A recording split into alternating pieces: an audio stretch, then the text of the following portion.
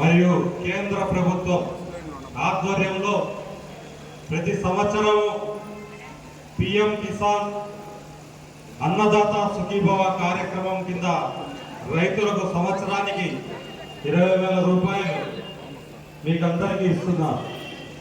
గత 5 సంవత్సరాల వైసీపీ ప్రభుత్వంలో రైతులు ఎంత ఇబ్బంది పడ్డారో పంటకు చీడ పడినట్లు ఈ ఆంధ్ర రాష్ట్రానికి వైసీపీ ప్రభుత్వం చీడవాలి కాబట్టి వ్యవసాయ రంగాన్ని కుదేలు చేసింది.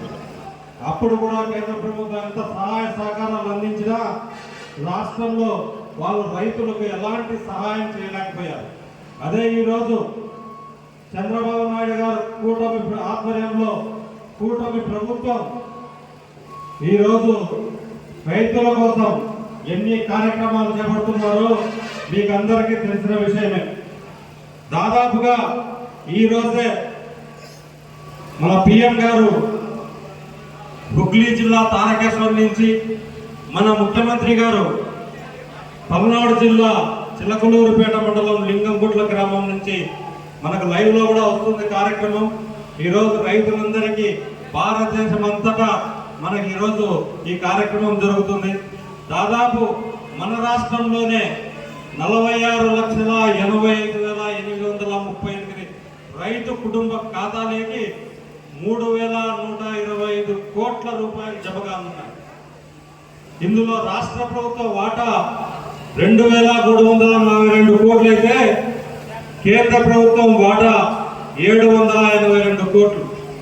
నిజంగానే డబుల్ ఇంజన్ సర్కార్ అంటే కేంద్ర ప్రభుత్వము రాష్ట్ర ప్రభుత్వము రెండు కూటమిలో ఉన్నాయి కాబట్టి ఈరోజు రైతులకు ఇంత ఉపయోగకరంగా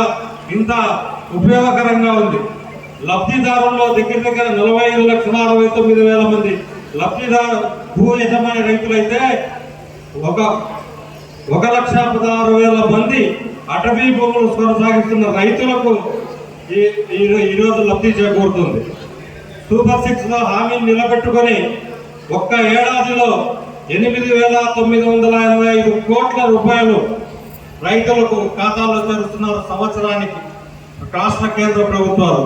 అలాగే రాష్ట్ర ప్రభుత్వమే కూటమి ప్రభుత్వం 6,560 కోట్లు రాష్ట్ర ప్రభుత్వం వాటా, 2,425 కోట్లు కేంద్ర ప్రభుత్వం వాటా మనకు పడుతుంది. గత 5 ఏళ్లలో వైసీపీ ప్రభుత్వం రైతులకు ఏమీ చేయకపోయినా ప్రచార ఆర్భాటాల కోసమే 100 కోట్ల రూపాయలు ఖర్చు పెట్టారు.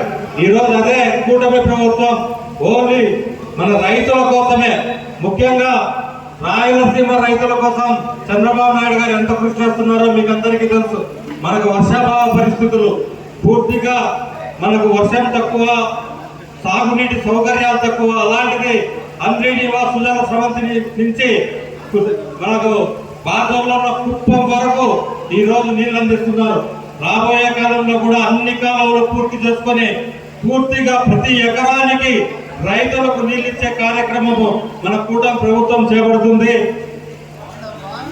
అలాగే 2019 నుంచి 2023-24 5 ఏళ్లలో రైతు భరోసా కింద 33,000 కోట్లు అందిస్తే ఈరోజు మన కూటమి ప్రభుత్వం దగ్గర 46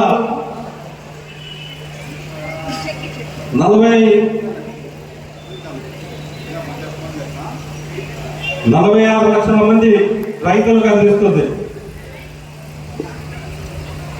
రైతు భరోసా కింద ఏడాదికి ఒకే దఫాలో 12,500 ఇస్తామని హామీ ఇచ్చి గత వైసీపీ ప్రభుత్వం 3 దఫాలు కలిపి 7,500 రూపాయలు మాత్రమే మీకు చెల్లించారు. కేంద్రం ఇచ్చే 6,000 కూడా తమ ఖాతాల్లో వేసుకొని ఆ రోజులో తానే ఇస్తున్నట్లుగా ప్రచారం చేసుకున్నారు. ఒక్క రైతుకు ఏడాది 6,000 చొప్పున 5,30,000 నష్టపోయినారు. రైతు రుణమాఫీ రద్దు చేస్తామని చెప్పి అన్నదాతలకు ద్రోహం చేశారు.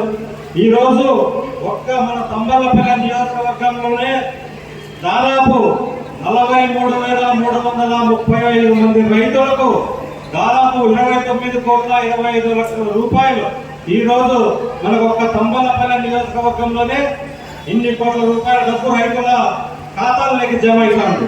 ఒక్క తంబలపల్లి మండలంలో 7,959 మంది రైతులు, ములకల చెరువు మండలంలో ఈ మండలంలో 7,202 రైతులు, PTM లో అత్యధికంగా 9,679 మంది రైతుల ఖాతాలోకి, బి కొత్తకోట, కురపలకోట, పెద్దమండ్యం మొత్తం నియోజకవర్గంలో 43,335 మందికి దాదాపు 30 కోట్ల రూపాయలు మన రైతుల ఖాతాల్లో గత ప్రభుత్వంలో ఎప్పుడు జరగని విధంగా ఈరోజు మన కూటమి ప్రభుత్వం రైతులకు లబ్ధి చేకూరుతుంది.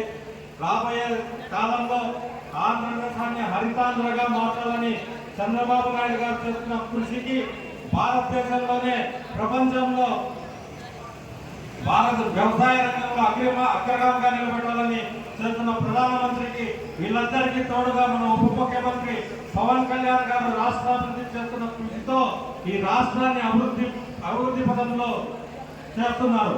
అలాగే రాబోయే 3 సంవత్సరాలలో కూడా ఇంకా రైతులకు అనేక లబ్ధి చేకూర్చే విధంగా 2047 ప్రోగ్రాం ఏర్పాటు చేసుకొని రైతులకు అత్యధికంగా ఉపయోగపడే విధంగా ఈ రోజు ప్రణాళిక సిద్ధం చేసుకొని చంద్రబాబు నాయుడు గారు రాష్ట్రాన్ని అభివృద్ధి చేస్తున్నారు.